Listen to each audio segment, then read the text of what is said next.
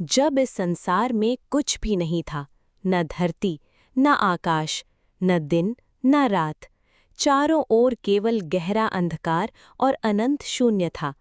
तभी उस शून्य में एक दिव्य ऊर्जा प्रकट हुई, एक ऐसी शक्ति जिसने पूरे ब्रह्मांड को जन्म दिया। उस दिव्य ऊर्जा से अचानक एक विशाल अग्नि स्तंभ प्रकट हुआ। उसका न कोई आदि था न अंत। चारों ओर तेज प्रकाश फैल गया और उसी ज्योति से प्रकट हुए देवों के देव महादेव। एक समय ब्रह्मा और विष्णु के बीच विवाद छिड़ गया।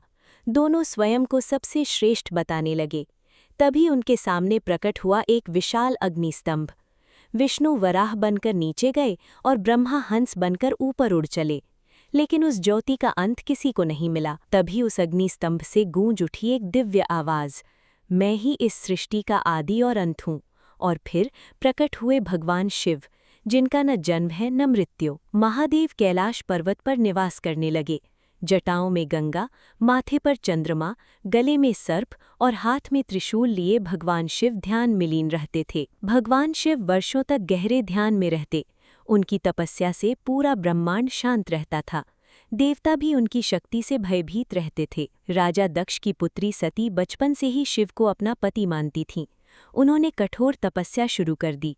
दिन बीते, वर्ष बीते, लेकिन सती की भक्ति कभी कम नहीं हुई। सती की तपस्या से प्रसन्न होकर भगवान शिव प्रकट हुए। महादेव ने सती को पत्नी रूप में स्वीकार कर लिया। पूरा ब्रह्मांड शिव और सती के विवाह का साक्षी बना। देवता फूल बरसा रहे थे। डमरू और शंख की ध्वनि से आकाश गूंज उठा। लेकिन राजा दक्ष भगवान शिव को पसंद नहीं करते थे।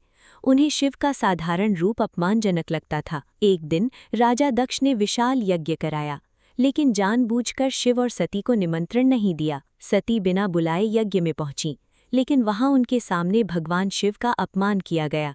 ये अपमान सती सह न सकीं। दुख और क्रोध में माता सती ने यज्ञ अग्नि में स्वयं को समर्पित कर दिया। जब भगवान शिव को ये समाचार मिला तो उनका क्रोध भयंकर हो उठा। पूरी पृथ्वी कांपने लगी। महादेव ने अपनी जटाओं से वीरभद्र को उत्पन्न किया।